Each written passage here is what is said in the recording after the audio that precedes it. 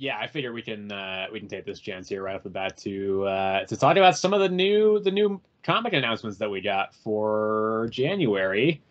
Yeah. We haven't talked about this too much, even because you sent me that message on Wednesday when it got announced. But we're getting a new Ultimate Spider-Man series now. I'm excited.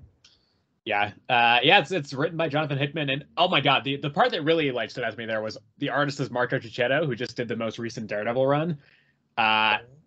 Incredible art. Like, I'm so excited for him to be doing interiors on this series because yeah, my goodness. Do you think it's gonna be Miles or a different Spider-Man? That's a good question. That is a good question. I mean, from the picture I sent you, it looked like it was like a Peter suit, you know. Yeah, actually, I mean, it also like Miles has an ongoing right now as it is. Yeah, so probably not. Ultimate Invasion limited series, man. Yeah. We also this is something I sent you. There's a new Avengers series called Avengers Twilight coming from Chip Zdarsky. Did you send that to me? Yeah, I sent you a message. I didn't send you the official. Oh, okay, yeah.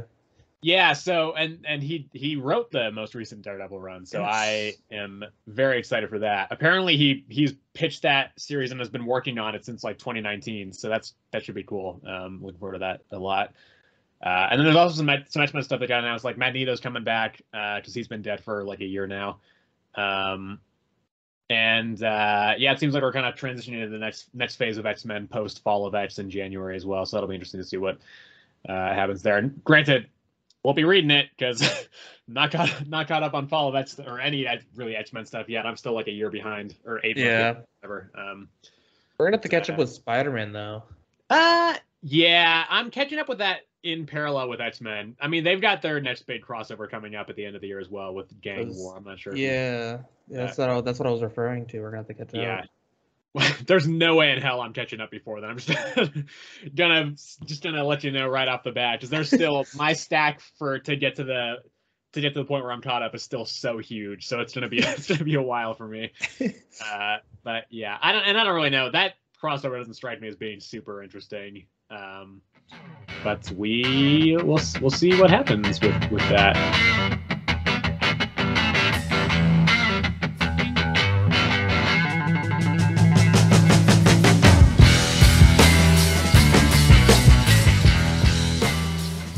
Hello, everybody. Welcome back to another episode of Earth's Mightiest Comics. This is the show where every week we go over the new comic releases from that week, and we talk about our thoughts on them, if we like them, if we didn't like them. This is episode 14, I believe. And yeah, there's we were talking last week about how, last week was such a huge week for comics, but this week was really no slouch either. In fact, it actually might have been bigger. There were... I think I read 7 new number ones this week. So some of the stuff we'll be talking about, there's a new Captain America series that started. There's a new Green Lantern series that started starring Jon Stewart. New series from Rom V called Rare Flavours. A couple new other indie new number ones. Also the new issue of Something Just Killing the Children came out this week. Also Superman was back this week. That was very exciting. And then also the start of a new Wonder Woman series at DC as well. So there's a lot to talk about to cover here. So we're just going to jump right into it now. Special, when you say we start with a big one and go Captain America number 1 first. All right. Sounds good. This is written by J. Michael Straczynski with art by Jesus Saiz. I have not read much of J. Michael Straczynski. He's probably most famous for a long-running Spider-Man run that he wrote back in the 2000s.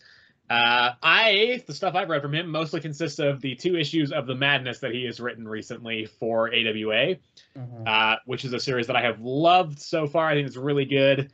And so I was really excited coming into this one. Because I think this was a really interesting creative team on this. The artist Jesus Saiz, I know him from the most recent Punisher run. He was the main artist on that. So yeah, I thought it was an interesting creative team, and I was excited to see where they went with this. I don't know how I feel about this one though. I read this a couple days ago, and I still don't really know where I land on this. So yeah, where are your thoughts on this one? I more positive the negative on this. I'm not gonna say that like I really, really enjoyed it, but I think where they're going with the story can lead to some like interesting like some actual interesting storytelling. Like I don't know what that said. Yeah, I agree. Oh, by the way, also spoilers for everything, and there will be time codes if anyone wants to jump around to any place in particular. I agree with that. I think the main thing for me, this was a very dense read.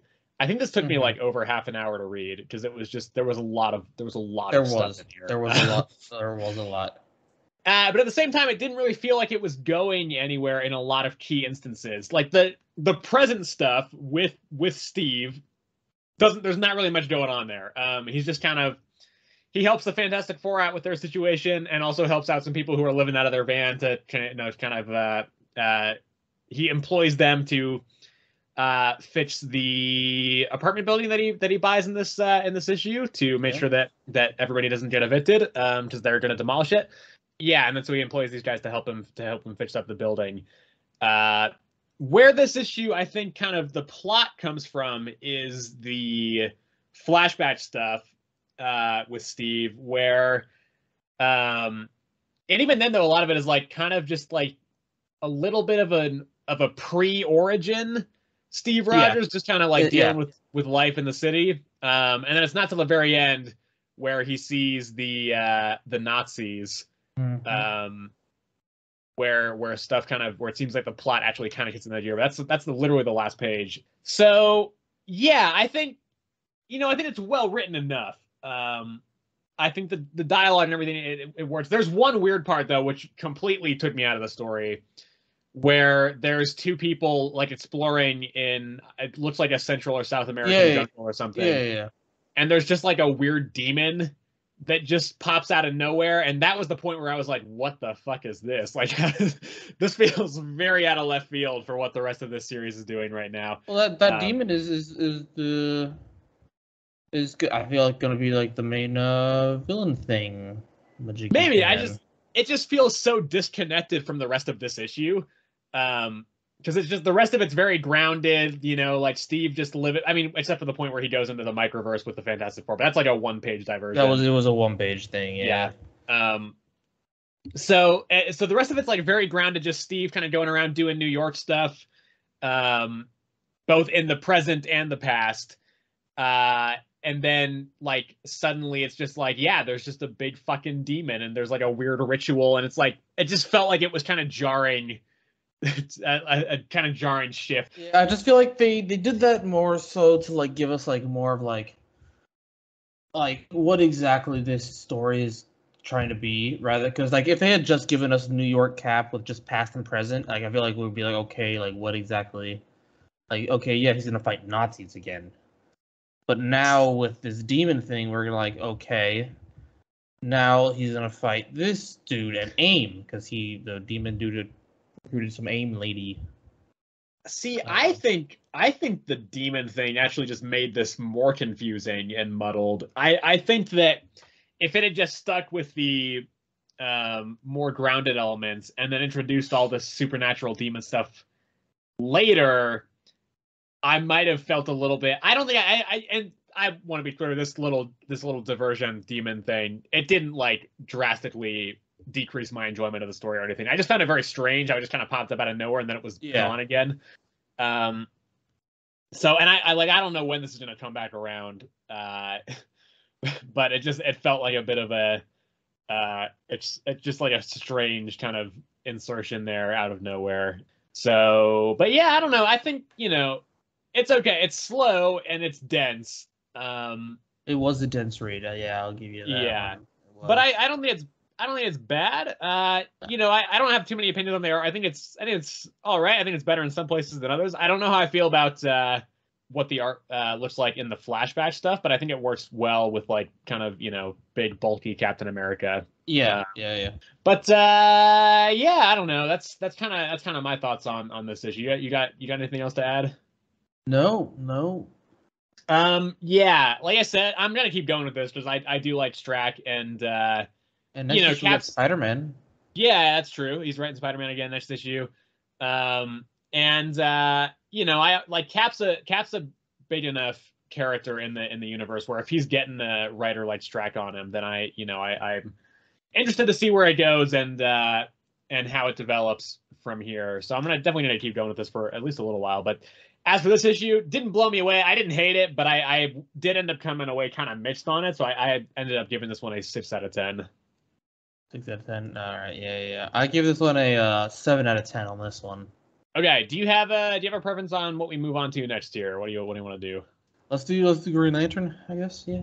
Okay. This one out of the way early then. I'm gonna go ahead and say this is probably my pick of the week. Ooh. Yeah, I like this one a lot. This is written by Phil Kennedy Johnson. This is Green Lantern War Journal, by the way, #1. Written by Phil Kennedy Johnson, and the artist on this is Montos. Yeah, so this is the same writer who's doing the Incredible Hulk series currently, which I'm a big fan of. We're both big fans of. We are big fans of. Yeah, so this is kind of also, this was set up in the backup stories from the Jeremy Adams' current Green Lantern run with Hal Jordan. And so this one is kind of spinning out of that. I had kind of a hard time following those backup stories because they were pretty short, each one. And also, you know, the first two came out a month apart, and then the second one came out like 3 months after that because of Night Terrors in the middle. Yeah. So I kind of forgot what was going on there. But yeah, I think this was a really strong start to this series here. I think it's written really solidly. So the premise here kind of is there's some weird kind of entity thing coming throughout the multiverse and stuff, and they're going after John Stewart here because John Stewart is the superior Green Lantern. So I'm trying to think. I don't know. I don't think that much went down here. The intro, I will say, is awesome, where there's a couple of people on the space station, and this weird force just rips through it and just destroys everything on there. Like, that was a really cool sequence. It was drawn really well. There's the actual being is like this weird skeletal energy being thing, and it looked like it was in a purple ring. Yeah, is purple. Is that one of the rings? Because I know there's like red lanterns and there's blue. There's blue, red, orange, pink, yellow as well. Yellow. Yeah. Technically Green, white, obviously. and then technically black. Okay. Yeah. It's not a color.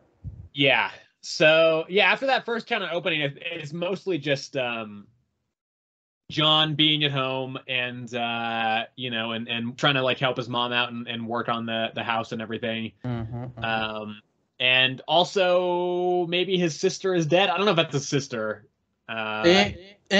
She did refer to him as the brother, so I'd assume so. Yeah. But apparently I don't know who that character is, but she's dead, and then he's like using his ring to like construct her and make his mom think that she's still alive. And then we do also have there's a quick sequence where some dude, I don't really know who, comes down and is like, "Yo, John, you've got a ring and you're not supposed to have that, so I'm gonna fucking beat you up now." Yep. And John was like, "Actually, I don't have a ring. I am the ring now." And then he fucking destroyed. That was a really cool sequence as well. Is that what it is? Is he the ring? Like, I don't understand that. I don't really know what's going on. I don't think he's actually the ring. He's just so good at being a Green Lantern that he doesn't need it anymore. Interesting. Yeah. So, and I don't really know that for a fact. This is like I've essentially never read a John Stewart comic. This is kind of my entry point into this character. Gotcha. Yeah.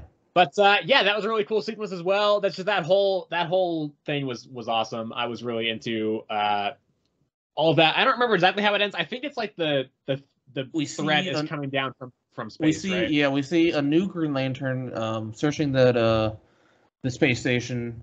And there's like these I forgot what they called them, but they're like undead essentially. I think it's Revenants, right? Revenant, yeah, the mystic Revenant. And the ring, for some reason, I think that Green Lantern in the space station, their ring has a conscious. It was like talking to him. Yeah. And it told him to find John Stewart. Yeah. That was pretty much it. Yeah, I don't know. I think this is really great. Where are you on this? I enjoyed this one. I enjoyed this one a lot. I didn't think I was going to enjoy it as much as I did. Specifically because I don't know much about John Stewart, and I didn't know where it was gonna like drop me off. Yeah. But yeah, the only thing I didn't know about was the fact that he didn't need a ring, I guess. I don't know. Yeah. That was new to me. Yeah. But yeah. I only pulled this because of Philip Kennedy Johnson. And I was Hmm. like, I had a similar thought where I was like, yeah, I don't know much about Jon Stewart, so we'll see how this goes. But yeah, I trusted in PKJ, and he did not lead me astray. So I gave this an 8 out of 10. Yeah, I liked it. I don't think it did quite enough to get a 9 from me, but I think it was still very solid. So yeah, I gave it an 8. I also gave it an 8. Okay. Do you want to do one of the ones that you read that I did not read? Okay, I'll get rid of this one out of the way because I have nothing to say about this. All right, what if Dark Carnage? Okay. What can I say about this? Well, first of all, did not like the art at all. I thought, man, Carnage looks just so bad. He does not look good. He's just red, like a red blob, like not even like a red blob because he's not big. He's just like a red stick. Like it's so thin. Yeah. And like it's like with Carnage in there, you're obviously gonna get some like gruesome moments, like him biting people's heads off and him tearing people and killing people, stuff like that. He literally like skewered some other guy on like a spear, stuff like that. But oh man, the story confusing as all hell.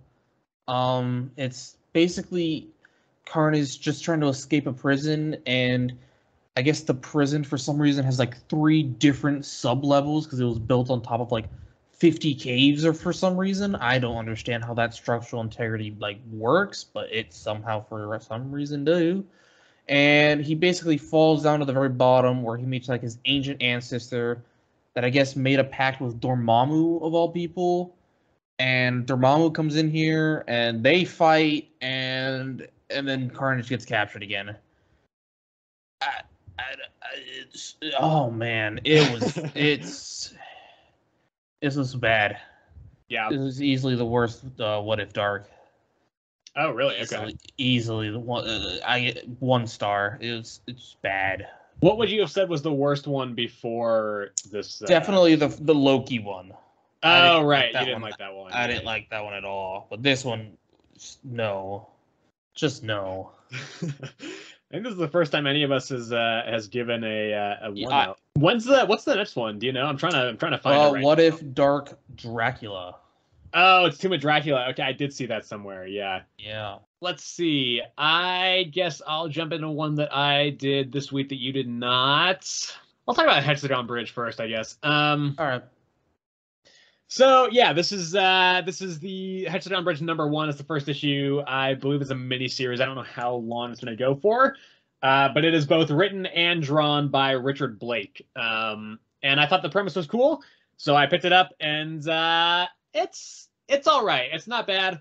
The art is cool. I think it does benefit from the fact that this is one person doing both the art and the writing on it. So as such, it's one artistic vision, right? You don't get one element getting in the way of the other. And so, it's essentially just about these 2 explorers who are essentially their cartographers. They find a mysterious dimension. This is set in like the 4048, I think is what year this is set in.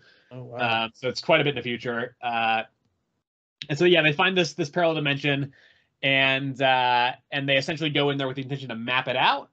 And and they get lost in there and end up, because it's like a very like weird, everything's kind of shifting around, and there's these weird other beings in there that are like, ooh, I'm doing this, and what's my agenda? I don't know. And then so it's partially that, and they're split up. So we get two sections focusing on each of them, and then there's also a section focusing on the people who are just kind of in our dimension, who are trying to send some people in to go rescue them, essentially.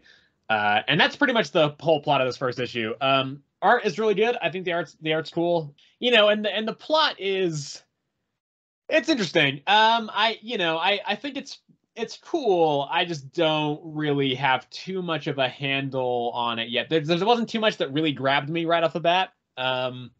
It is kind of abstract in its storytelling, but I do think that it is, it's interesting enough that I am going to keep going with it, at least one more issue. I do kind of want to see what's going on. And again, the art is really cool, and I think this whole shifting landscape thing lends itself to some really interesting art. So I think that's something that I am interested to see how that develops as it goes on. But as it stands, this one again I ended up feeling kind of mixed on.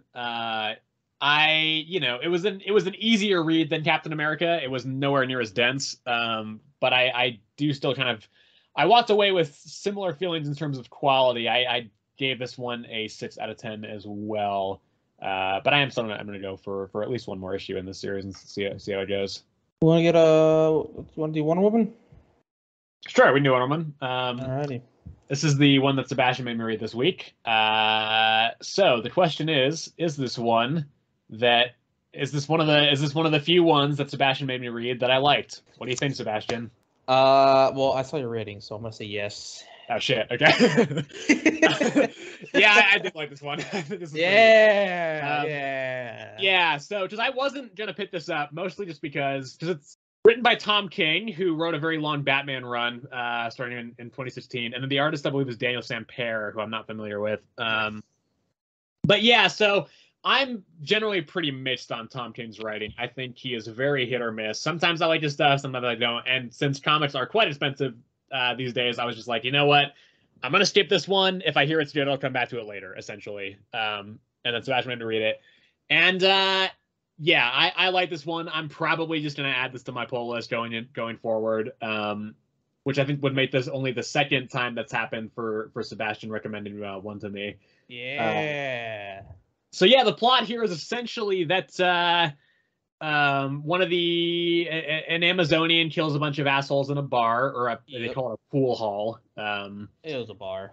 And so then essentially the government is just like, all right, we're going to deport all the Amazons, and if they don't come along, we're just going to kill all of them.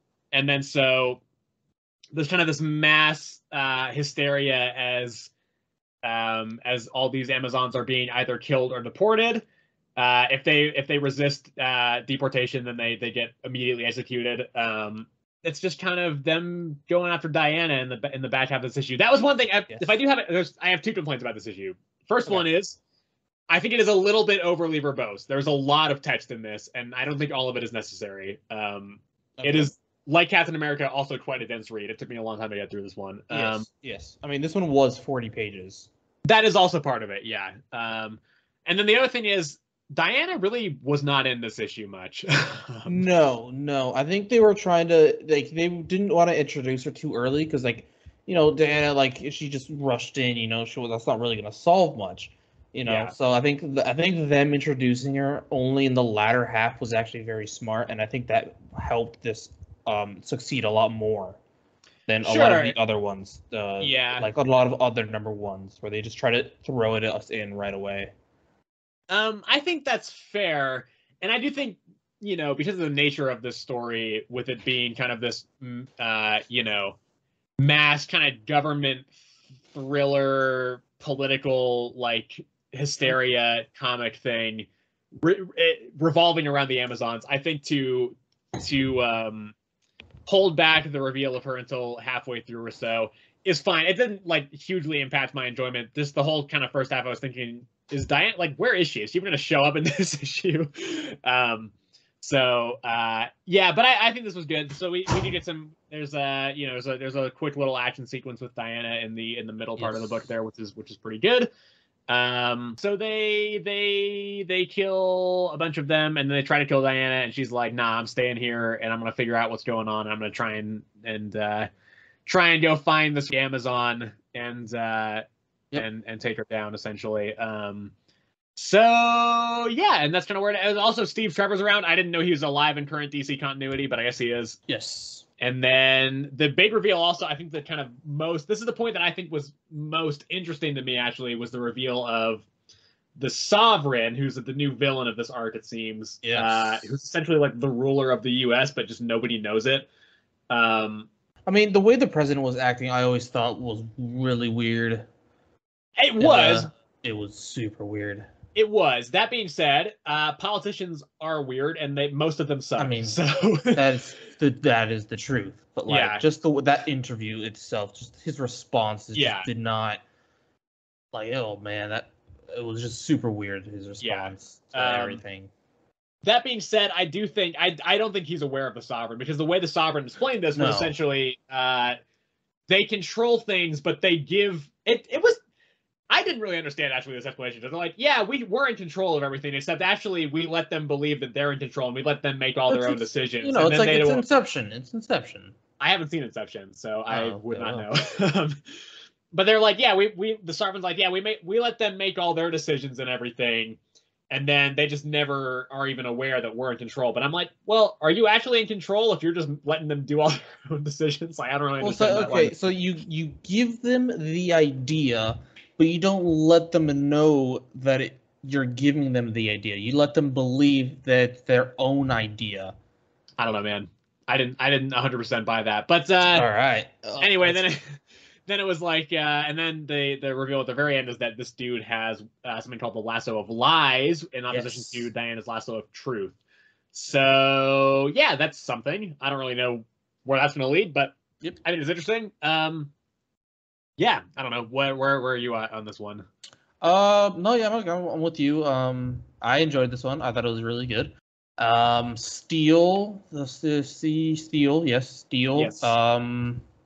Yeah, I've never heard of him before, but towards the end, with when they were fighting Diana and stuff, and she was like, "Why are you guys like attacking me?" And he's like, "You know, you made a move," and she's like, "I really didn't. You know, you guys just started shooting me." And all this stuff, like what the government is doing and stuff like that, you know, and Diana's trying to put a stop to it. I think it's just gonna work out really well. It'll be a fun story. Yes. Yeah.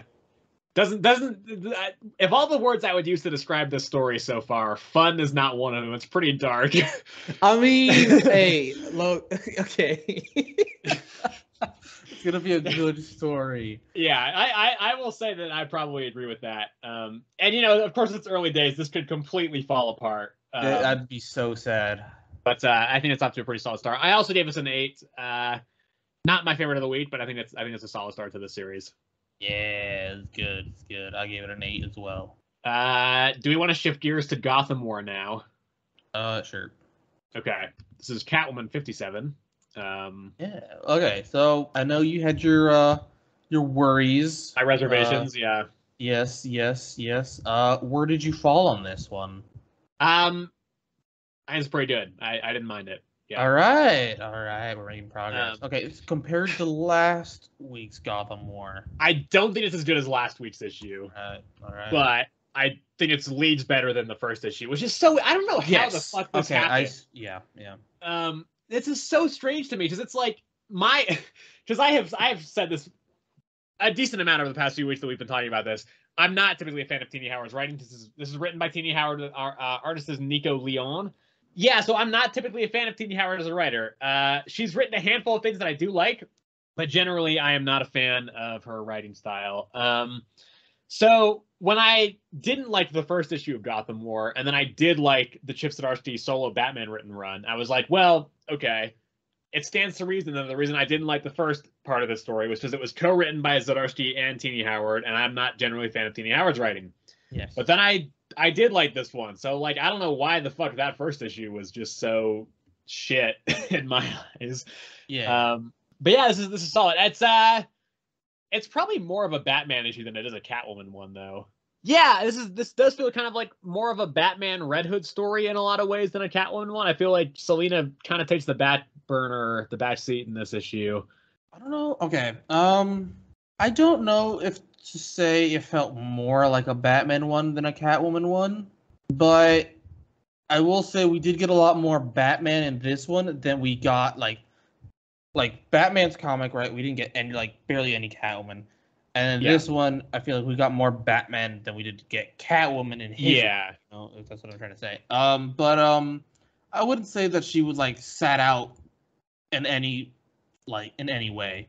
No, sure. I just think this was kind of more developing the plot from Batman than it was. It just felt like I think if this had been in the Batman series instead of Catwoman, it would not have I would not have thought that this was I would thought that this would have fit really well the Batman story. Yeah. See, the parts that I really enjoyed that felt make it more Catwoman where she's was outside and Nightwing came to visit her. Jesus. And they were just talking like slowly, rather than because like I don't know, but like I don't know, Batman just doesn't seem like the type to just sit back, you know. Sure, but that was like a 1-page scene. I think I'm thinking more in terms of page time or panel time or whatever you want to call it, screen time, whatever. I think Bruce had more than Selina in this issue, actually. I don't know. I don't know. Either way, yeah, this is this series, this event has kind of taken a bit of a turn, because it was at the start just like, yeah, Catwoman's got all the henchmen and everything, and all the goons with her, and she's doing all the thieves, and now there's no more like murders or anything because the rest of the supervillains don't have all their helpers. But now it's turned into like, yeah, Batman's gone crazy from Zur-En-Arrh, and now like Vandal Savage has Wayne Manor, and like it's kind of taken a completely different spin than I wasn't expecting it to. But I like that actually, because I think that's kind of turned into a more interesting plot than just the normal, just the kind of Bruce versus Selina thing. And I think the division between the Bat family as well is interesting. We don't see too much of it from most of the members this week, but we do get a lot of it between Bruce and Jason. So yeah, I really like that little sequence between Dick and Selina. I think that was really, it was a short sequence, but I think it was not, I think it really worked in terms of subtlety of writing. Like Dick wasn't like over explaining things. Like it was just a very kind of, I think it was a very well written, quiet moment between the two of them. So I think that worked. Basically just trying to say mom and dad should stop fighting. Yeah. I think the art is really good too. I think that was a highlight of this. And then what, I don't remember, how does this end? Is it ended? And it's like you said, right? Like, so, you know, at first this Gotham War made it seem like it was just going to be between, you know, Selina and the Bat family and stuff like that. Yeah. But it's like switching gears to now where I feel like it's going to be, I think it's going to be Selina and the Bat family versus everybody else at this point. Like Vandal Savage, because he that's how it ends. We learned that he's like the one that's like the mole on the inside with his daughter. That's right. Yeah, right. Yes. Yeah. Yeah, and so I think it's just gonna end up being all of them versus everybody else, because like even we learned through Riddler in this one that he's also gearing up to do something, you know. And Bruce is kind of working with him in this one as well. A smidge. Kind of. Yeah. Smidge. But yeah, I think it's changing gears into something that I think it's getting better. I think not this one wasn't better than last week's. I'm not saying that. I'm just saying story-wise, I think it's shaping up to be better. I agree. Yeah. I was really like, because that first issue was the same week as the last issue of Night Terror, so I was already over DC events, and then this one comes along and I hated it, and I was just like, God, fucking, this is gonna be exhausting. But so far I think this has been an okay event. Next week is the Red Hood portion of it, so we'll see how kind of that goes. Yes. But yeah, I think this is solid. This is not my favorite issue of the event, but this is one of my favorite issues that I've ever read from Tini Howard, and I gave this a 7 out of 10. I gave this one an 8 as well. Do you want to go into another one that you did that I did not do? I'll talk about Cyborg here. Right. So Cyborg, I read the first 3, caught up on this one. Man, not the best. Art-wise, it's weird. For some reason, I don't like it. I don't like the art when they're outside. Like the colors, just like just like super bright, and they don't blend very well at all. But like when they're inside, it's just like it's so much more cohesive for some reason, and I don't understand why. But story-wise, it's okay. Cyborg's his dad dies. And he, is just like, I don't really care. But, the first one is mostly just him dealing with the fact that his dad died. And then it ends with us learning that his dad's consciousness is actually in a robot. Okay. And so the second one is us learning how exactly that happened. And it's this new company called Solus, I believe. Okay. And it's this Marcus. Marcus. He's Okay. the CEO. He's the one that made Solus.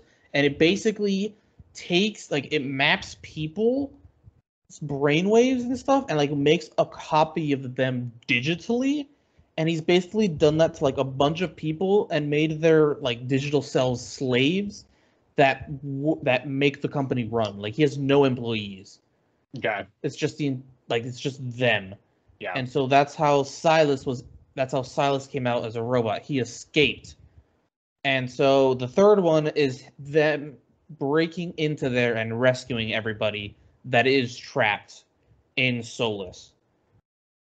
And that's pretty much where it ends. I guess it ends with Marcus then transferring his body into like a robot. Okay. And that's where it ends. It's alright. It's not terrible. My biggest gripe was just the art on the outside. Like it's super wonky. It was super wonky. Yeah, wasn't about it. But yeah, it wasn't bad. It wasn't bad by any means. No, I gave it a 5. I gave it a 5. Yeah. Yeah, I'm gonna stick with 5. Should I talk about Rumpus Room now? That name makes me laugh every time. All right, I'll talk about Rumpus Room. Okay, so this is Rumpus Room #1 from AWA, the studio AWA. It's not what the title makes it sound like. This is written by Mark Russell with art by Ramon Rosanas. So yeah, I thought this was all right. This is essentially the plot here is that it's about this ultra rich billionaire dude who has this skin condition that can only be treated with a skin cream that has to be harvested from human beings. So essentially, he just kind of kidnaps a bunch of people and then puts them in this room where he calls the Rumpus Room. I don't know if he calls it that or if the people inside it call it the Rumpus Room. We haven't seen much of the Rumpus Room yet. But essentially, yeah, he just he sends them down there and then he lets them choose who is going to go and be harvested. So it's kind of like a reality TV show in that regard as well. We don't see much of the Rumpus Room in this. As I said, it's mostly about this character. I don't remember her name, but essentially her sister went missing, and she is an undercover cop, and she's there to try and take him down. So, yeah, I think it's I think it's not bad. It's a dark concept, but it doesn't feel oppressive. Like there's points where there's kind of weird, like absurdist humor points in it. But yeah, it ends with her waking up in the Rumpus Room as somebody goes to get harvested. So yeah, again, this is kind of setting up the premise here a little bit. It's a weird concept, but it's not bad. And the title is strange, and I don't know why this back room is called the Rumpus Room. We'll maybe find that out later. So I think the title makes it sound like something that it isn't as of yet. But I mean, I'm gonna give it another issue for sure. This was kind of just setting up the premise a little bit. So I didn't think it was amazing, but I also think it was decent enough that I would keep going with it.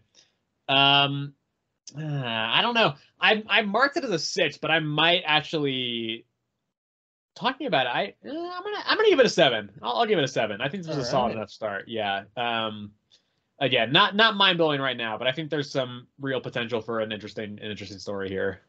Well, okay. I'll talk about Predator versus Wolverine. Okay. It started out really good. Yeah. With Wolverine in his his X-Men costume, just absolutely like mangled, honestly, missing like his entire shoulder. It's not looking good for him.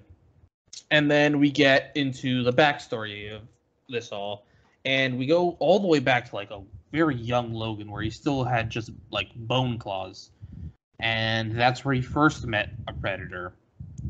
And it's I guess this entire storyline is going to be the rivalry between him and this one Predator. Okay. I guess because when he was younger, how they met was Logan was told to do a job where he was tricked into killing these people because he thought they had captured the the person who hired him's child. And it turns out that the people that Logan killed was actually his children, but he just wanted Logan to kill him for him and yada yada. And then that's where enter Predator, and he shoots that dude's head off. And then Logan goes in and starts attacking him, and he gets a good cut on his throat, but then the Predator skewers him, and they both like walk off. And then they both start fighting again, and Logan lures him into like a bear cave, and that's where he leaves. And it comes out with the Predator and the bear's head. So obviously the Predator won in that bear fight. And then we fast forward to, I want to say Vietnam War, because it looked like they were in the jungle. And he was with a team. It was Sabretooth, Maverick was in there. There were like two other mutants. And it finishes with them encountering a team of Predators. And that's where the next one's going to start. It's just them against a team of Predators. Not bad. It's just there was a lot of talking in between that I feel was a bit unnecessary. Yeah. Mostly like Logan and the dude like walking towards the cabin. Like there was one really cool shot where they came across like all of the Predators like kills like just hung up in a forest with no skin. So that was pretty cool to see. But overall it felt a bit slow for, I feel like not what we were like promised or anything, but like just what I feel like could have been a bit better like paced. I'm gonna keep going with this one because it's not that long. It's like what, 5, I think. I think it might only be 4. 4 or 5, yeah, 4. But yeah, it just kind of seems like it's just gonna be like this one Predator just following Logan through his entire timeline. Okay. So yeah, it should be fun read. I gave this. I'll give this a 7. Yeah, that sounds right. That feels good. All right. We've got Rare Flavours, number 1. This is written by Ram V, with art by Philippe Andrade. So I picked this up. I watch a comic show myself on the YouTube channel Pop Culture Philosophers, and so actually that's the reason I picked this up, because this was his pick of the week for this week. So I was like, okay, cool. I'll pick this up, see what it's all about, and yeah, it's interesting. It's a story about essentially this kind of godlike figure. Might actually be a god. I'm not entirely sure. I think it's based off of some Indian mythology, but I don't know a lot about that, so I don't actually know who this character is kind of based on, or actually the actual mythological figure. So it's essentially it's about this character Ruben, who is this kind of godlike character who essentially comes down from his godly abode, and when Anthony Bourdain dies, with the kind of intention of becoming the next Anthony Bourdain and making his own documentaries on food and stuff. He's a big food lover. So it's a lot of food talk in this first issue. There's a lot of him just kind of, it's mostly him trying to recruit this documentary filmmaker to help him make this food documentary. But there's a bit of a twist here. It does get pretty dark. Clearly, this mythological figure Ruben did a lot of murder back in the day. And just killed so many people. And so there's also 2 people who are going around and hunting him because they think that he is going to start like doing some murder. And so there's a point where you see them tracking him, and they go to a location that he recently was, and you don't see the body, but you see like the tips of the hand, and it is just completely red, and it's like there was clearly a big murder there. Yeah. So there's a bit of a darker twist to the issue in that regard. We don't get a lot of that part of the story. It is mostly focused on the food element, but I do think it's well written. This was not like a super huge highlight of the week for me, but it was interesting enough that I do think I actually am going to keep going with it. The art's cool as well. it is interesting. I don't know this. I mean, maybe I'm wrong, but this guy to me just looks so much like Amal Farouk from the New Mutants comics. Yeah, I think it was decent enough. I think it was solid.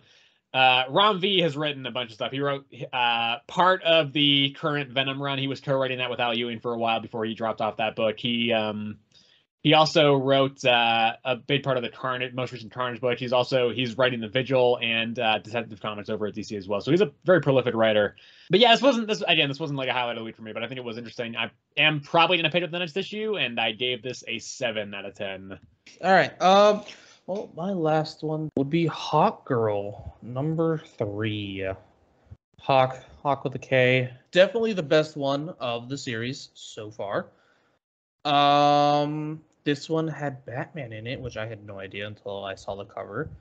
But really good. It's Hawkgirl and Galaxy, Protected Diner from the Croc Boys, I guess. Yeah. She seeks out Batman's help because honestly don't remember why.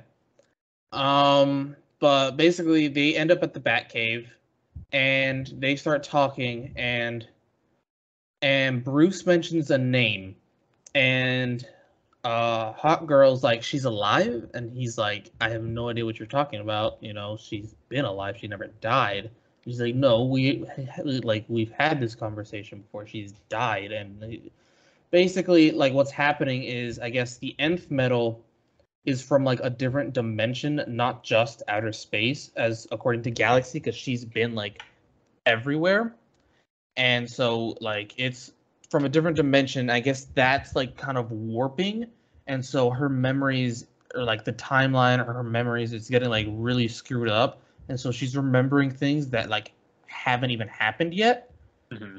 And so Batman, Hawkgirl, and Galaxy confront a person who has, for some reason, an nth metal wing, like Hawkgirl's nth metal wing. And it turns out that he's a part of the Court of Owls. So he sticks a bunch of talons on them. And when they are defeated, we get this really cool scene of Hawkgirl fighting, I want to say like Owlman. It's just like a really big like owl bear, honestly. And that was a really good scene because she was beating him up and she was like basically like her mind was getting all jumbled. And she basically was saying, like, I'm my own person. Like, nobody else can tell me who I am. Everybody tells me who I'm. Like, all of her past lives are telling her who she's supposed to be. A bunch of people in the present are telling her who she has to be and stuff like that. And she's like, I'm my own person. And I think it just, like, it really cleared her head, that battle. And then the main villain, Vulpecula, is still trying to get to the nth dimension, and I guess in the next issue, she's gonna raise Metropolis to the ground, I guess. So yeah, it's getting. This one was really good overall. Really enjoyed this one. Batman, even though he's like, this one felt still like a Hawkgirl comic. He wasn't in it. He was definitely a side character. Mm-hmm. One cool thing was Batman actually acknowledged Galaxy as a hero. But yeah, I gave this had it as a 7, but now that I'm talking, I think I'm gonna put it as an 8. Okay. Yeah. Cool. Well, I've got 3 more that I read that you did not read. Jesus Christ, this episode's gonna run long. Yes. Okay. I'll start with Superman. I'm just gonna kind of try and lightning round these 3 out really quick. Superman number 6. Yeah, this is still really good. This is written by Joshua Williamson. The artist on this one is Gleb Melnikov. It's not the series regular of Jamal Campbell, which I think was a little bit of a bummer. I like Jamal Campbell's art a lot, but I think the art in this was also quite good. Yeah, this is essentially just kind of picking up where the last issue left off, even though Night Terrors happened in between. Lex is currently on death's door, or he's not anymore, but he got stabbed at the end of last issue. And so now he's in like a coma, and Clark is still trying to figure out like what the hell's going on in Metropolis, and what happened with Lex and Graft and Pharma way back in the past of Lex, in the past of Metropolis. So yeah, so he goes looking for what's going on here, and finds a holding facility built by Lex to contain one person who is just known as the Chained, and then at the end, Clark lets him out and gets trapped in it himself because the Chained is like, "Yo, thanks for letting me out," and then he's like, "Wait a second, you work with Lex Luthor? I'm have to fucking kill you now." So then he traps him in the facility himself, and then goes out to go and try and both destroy Metropolis and also kill Lex. It's really good. This series it's maybe the best ongoing series coming out of DC right now. It's very good. This is the main reason why I was so excited for Night Terrors, because I read this and I was like, oh, Williamson's on Night Terrors too? Cool. That's awesome. This is probably not it's probably not my favorite issue of the series, but it's still very good. It's also not my favorite issue of the week, but again, great. I give us an 8 out of 10. Very excited for the next one. Then I've got The Witcher Wild Animals #1. This is from Dark Horse Comics. It's written by Bartosz Stybor. I don't know if I pronounced that right. Then we've got also the artist is Natalia Rerikina. The art's really good. I think the art is great. And that was kind of the main thing that pushed this issue up for me, because it's a pretty sparse dialogue issue. There's not a lot of dialogue in this. It is a pretty quick read. It is a lot of art, kind of like Bloodborne was last week. Yeah, I think the art was really good, and so that was kind of what pushed it up, because the story was all over the place. It was just kind of like, it felt very frenetic and not in a super great way, because there's Geralt has 3 groups of supporting characters in this issue, and it's just what the, it's just he's jumping between too many groups of people in this, I think. And so that was a little bit just kind of a little bit jarring and a little bit overly yeah, just kind of overly frenetic and kinetic in the way it was moving. And so, yeah, essentially he gets betrayed by a group of people he was doing a contract for, and then gets thrown overboard, and then ends up in this other place where he's nursed back to health by this village. And then essentially these other people come in and kill everybody in the village and are like, hey, somebody's killing all these creatures. We need you to go help us find out who it is and take them down. And it was maybe Geralt who killed. They show a pack of drowners as the creatures that got killed that these people are mad about. So maybe Geralt told them. I don't know. But yeah, this wasn't all that great. I don't think it was decent enough. You know, I again, the art really carried this one for me, because there is a lot of art and it is very good. But yeah, I didn't think the story was all that great on this one. I am going to keep reading it. It's only 4 issues, and I think I mentioned this last week, but The Witcher 3 is my favorite video game of all time. So just based on that, I will buy every issue of this, because I love The Witcher. Yeah. But that being said, I gave this one a 6 out of 10. I think it was okay, but not great. And the last one that I read that Sebastian did not read was Titans #3. This is written by Tom Taylor with art by Nicola Scott. It's pretty good. I think it's pretty good. I'm not reading Tom Taylor's Nightwing, so I don't really know how. Seems like people are getting kind of frustrated by that story. But I think this one is good, generally, more or less. This one kind of deals with the Titans immediately going and infiltrating the new Church of Blood, which is called something else now. I think that's called the Church of Eternity or something right now. But so they go there and they're like, oh, wait, because in the previous couple issues, they were saying the Church of Blood was like, we've reformed, we're no longer doing all those murders and blood sacrifices and stuff and everything. But at the start of this issue, they go in and they break into the church and they find them doing another blood sacrifice. Yep. And so they do a big fight, and then it's revealed that the leader, Brother Eternity, was actually captured, and it was all a scheme to try and overthrow it and return it back to the old roots of the Church of Blood. But then it's also revealed that actually was also another scheme, and it was all set up by Brother Eternity to try and win the Titans over or something, I guess. It gets a little bit convoluted in that sense. But I think it's still okay. Also, Aqualad Garth is working with him. So that's, it's unclear if he's hypnotized or if he's just working with him. I hope he's just working with him. I think it's more sorry, he's called Tempest now, I guess. I don't know. I think I know him as Aqualad. But he's Tempest now. Yeah, I think it'd be more interesting if Garth was just actually working with him because he believed in the cause.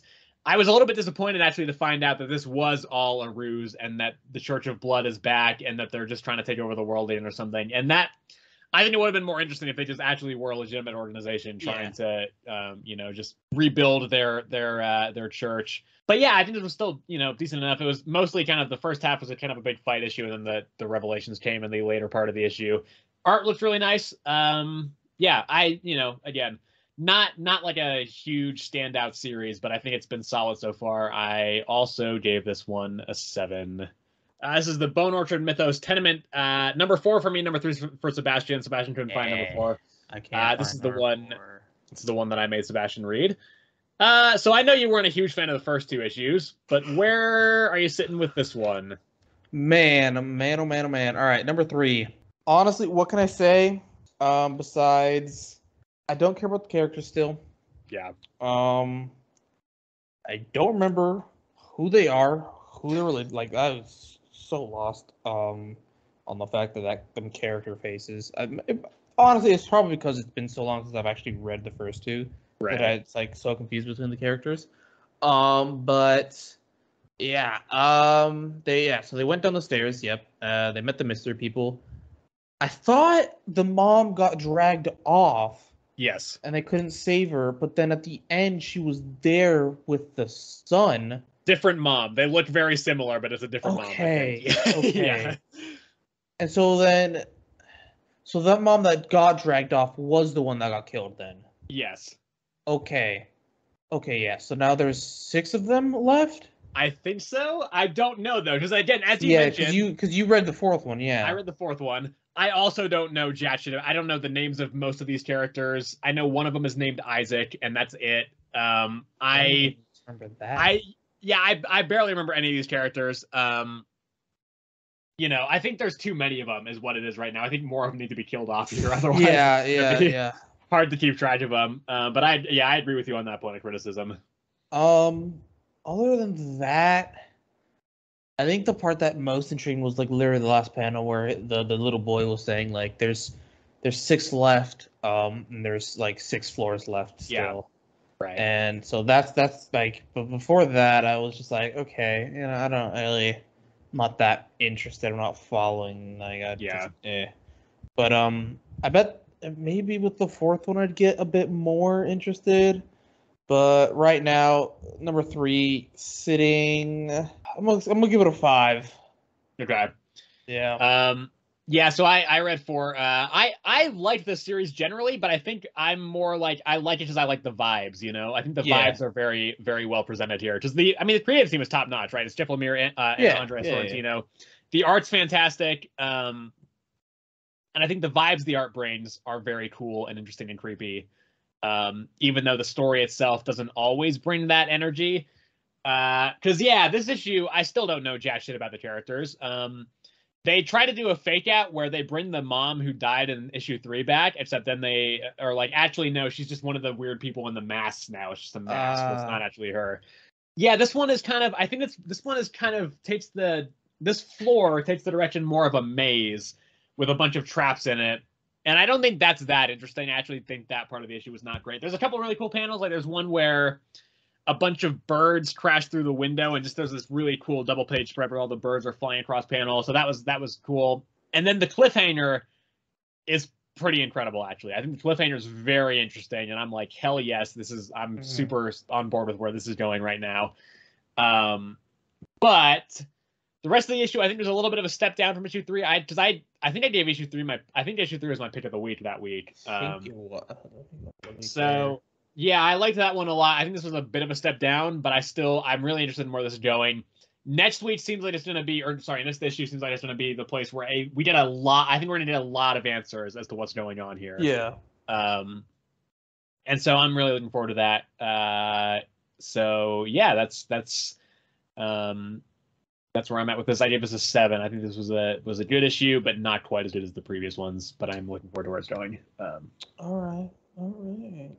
Should we do X-Men Annuals? I think X-Men Annual is the one I have the least to say out of all these. I mean, we could go with X-Men. Okay. Well, this is in that case, this is X-Men Annual number 1. This is the penultimate chapter in Contest of Chaos. Okay, so it's written by Paul Allor, and the artist is Alessandro Miracolo on this. The art felt a bit stiff to me, actually. Just right off the bat. Not that it was bad, but I do think it felt a little bit flat in points. Yeah, all right, yeah, I can see it. This one I took me a while to read this one. I didn't read this until this morning. This Contest of Chaos has gotten to the point where it's at the bottom of my stack for each week to read now. That being said, though, I didn't think this was that bad. I thought it was all right. It is absolutely fucking ridiculous that Scott won, though. I kind of get it. The way he won makes sense. He would have lost, even he says it. Yeah. It's just he was able to keep it together more. Yeah, I kind of agree. And as a Scott Summers fan, I liked that. I do like the way he won. And I think it's, I think it's like props to the writer for being able to find a situation in which he'd be able to win, because Scott in a straight up brawl does not stand a chance against Carol. Oh. As someone who does like Scott, I like, I think this makes good use of his abilities to win out here. But yeah, I don't think there's much to say on this one. This is pretty much just a straight up brawl between Carol and Scott until the very end. And then there's also the backup where essentially just Peter and Jessica just called the Avengers down to go finally duke it out with Agatha next week. So yeah, that's kind of my thoughts on the issue. I think it's solid, but I don't have too many other thoughts on it. What do you got on this one? Like you said, art, I think felt a bit wonky because of all of like the bright colors they had on like the buildings and stuff like that. Because when they were in like the water area, it didn't feel as bad as when they were like actually in the city, in the town, not the city, but town that they were in. Yeah, like you said, Carol would definitely win, and Scott definitely knows that, but he also knows that Carol won't like hurt innocents, which is he definitely played to his advantage. Yeah, she won't blow up all of Scandinavia. Exactly. So, so that's how he won. And I think that was, like you said, a very smart way to like make it so that Scott does win. Yeah. And next week, last issue, I believe. Yes, it is the last one. Yeah. And so we'll see how this goes. Overall, I think this event has been it's had less bad, I feel like, than good.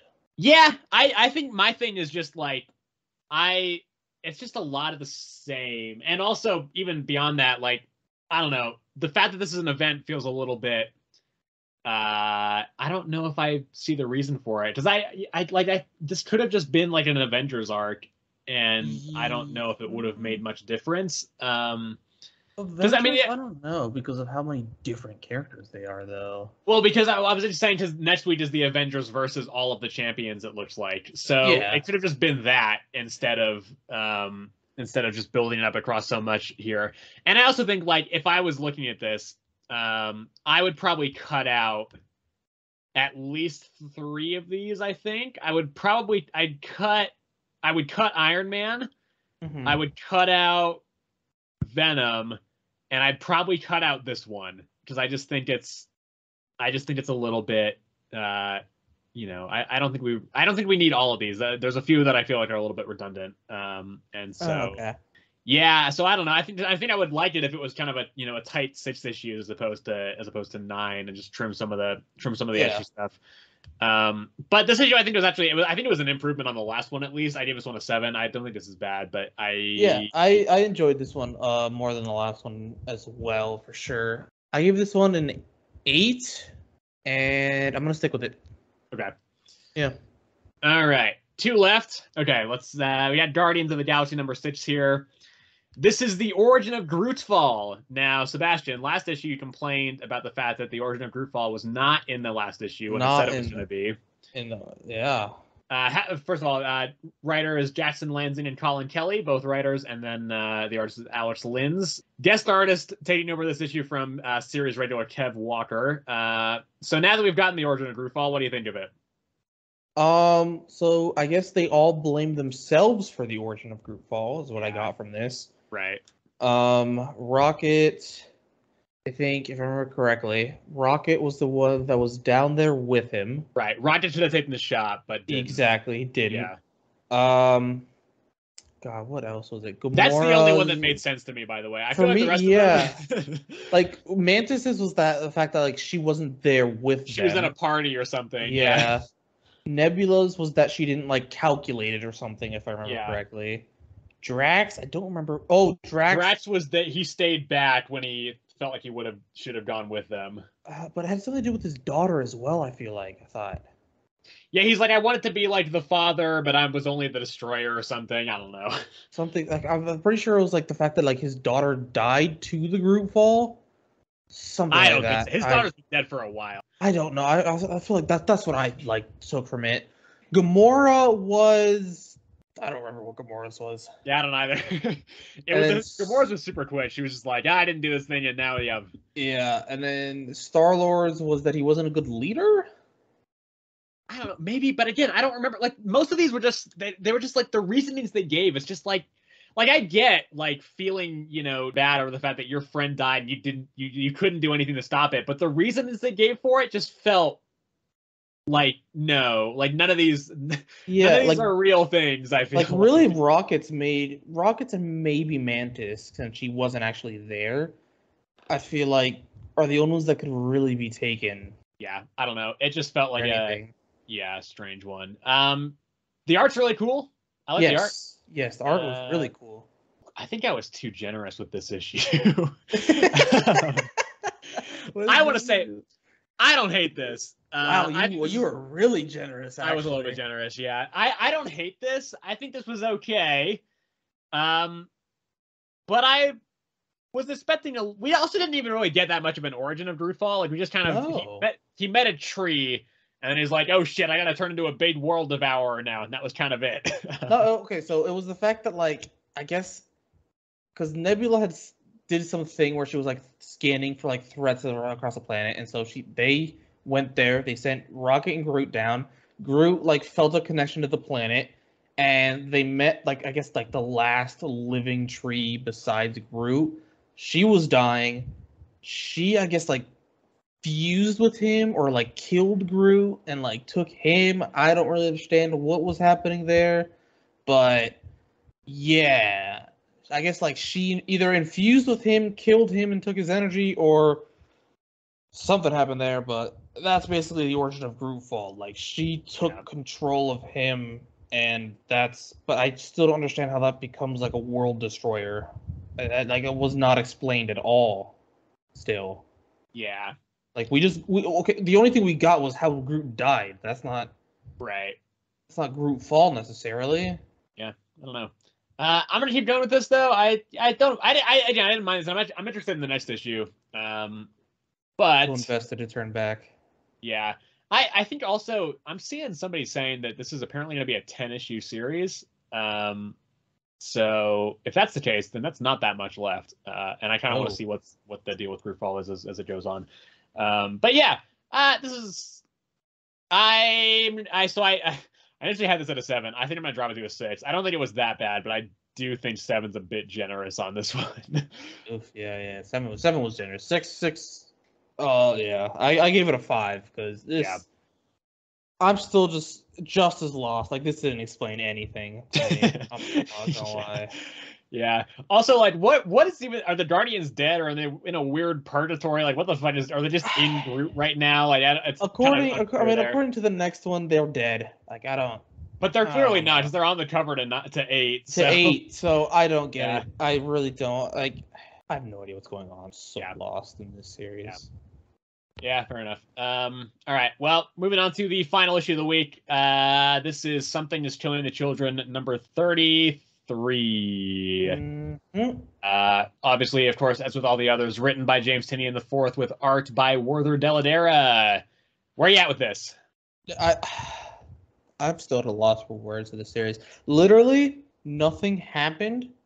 Like, legit nothing happened this series. Yep. It was just pure setup. Yep. Yet it's still my favorite thing I read this week. Interesting. See, I think this is a pretty marked step down from last week. I don't think this is bad still. I think this is, I trust Tynion. I think this is going in some interesting places. I just don't think it's there yet. Because as we said, this is just very much a middle chapter where nothing really happens. No, it definitely is. Yeah. Like, I understand why you're like, yes. Yeah. I don't know what resonated with me in this one, but I was so invested in reading this. Like, I was glued to my screen. Like, oh my gosh. Yeah, I mean, the big thing I think that does happen here is that Cutter makes it to the ranch. So yes, presumably next issue is going to be a pretty explosive showdown. And we another thing that did happen. We actually saw the Duplicitype as Erica. Like, saw the Duplicitype as Erica. Like, fully. Yeah. So I think the next 2 issues of this arc are going to be pretty incredible. Yes. Because this is kind of the climax of this arc, and then the series is going on hiatus again briefly. Well, I don't know how briefly, but it's going on hiatus for a little bit. Yeah, since there wasn't that much that happened, I really don't actually have much to say on this one either. You know, I do think last issue was able to manage not having much happen in terms of plot development, because I think those 2 conversations that were in there were so strongly written that I just feel like it really resonated. This one I don't think had any of that. Again, don't think it's bad by any stretch. I still love this series and I will read every issue of it. But this one was a bit of a step down for me. I ended up with giving this one a 7. But yeah, still, it's still a series that I absolutely recommend. It's great. Everybody should be reading this. Absolutely. No, yes, this was definitely like I said, just pure setup. Nothing happens at all. But you know, Cutter makes it to the ranch. Cutter makes an interesting statement to Octo, saying that, like, basically I can free you, because I know you want to kill Erica and stuff, and I can give you that. Just don't say anything. And you know, he doesn't say anything. He just says that, like, you know, you're all gonna die very soon. Yeah, Erica just brushes it off. But obviously, I think that was a hint in and of itself. But you know, yeah, it's interesting that Otto doesn't seem to really, like, he doesn't say that Cutter's there, but he also doesn't really seem to be going along with her either. Exactly. So it's just like, I don't, you know, kind of that was interesting to me. The, like, he didn't really say it, but like he kind of said it in a way, you know. I think Otto recognizes that Cutter is fucking insane, and that he's probably still better off with Erica than he is with her. Yes, probably, most likely. But still, like, I'd honestly say this is like my favorite comic, like, I'm reading currently. That's fair. I don't know if it is mine, but it's I love every single thing that comes out. But I gave it a 9. Yeah, fair enough. It's a bit high, but I understand. But all right, well, that'll do it for this week. So we'll make this wrap up quick, but there are a couple things to shout out next week. Next week is definitely a lighter week than this week is.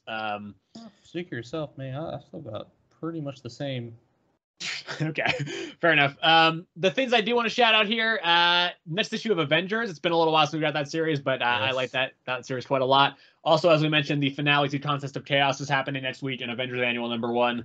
We've also got the start of a new Flash series. This one is written by Simon Spurrier and with art by Michael Deodato Jr.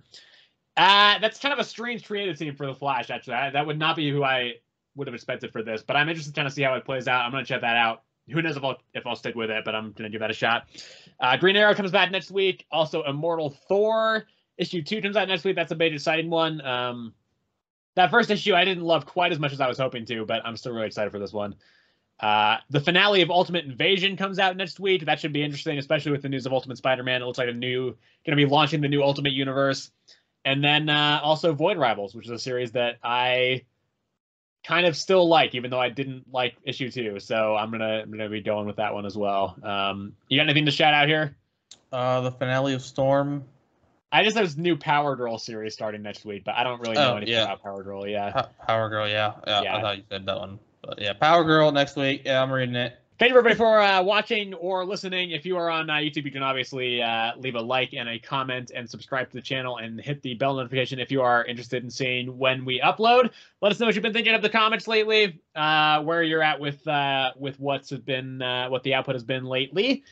If you're on Spotify, thank you for listening over there. You can, of course, follow the show there. We're just Earth's Mightiest Comics over there. If I can manage to have that poll up and running, then I will do that. But if not, then there will not be a poll there.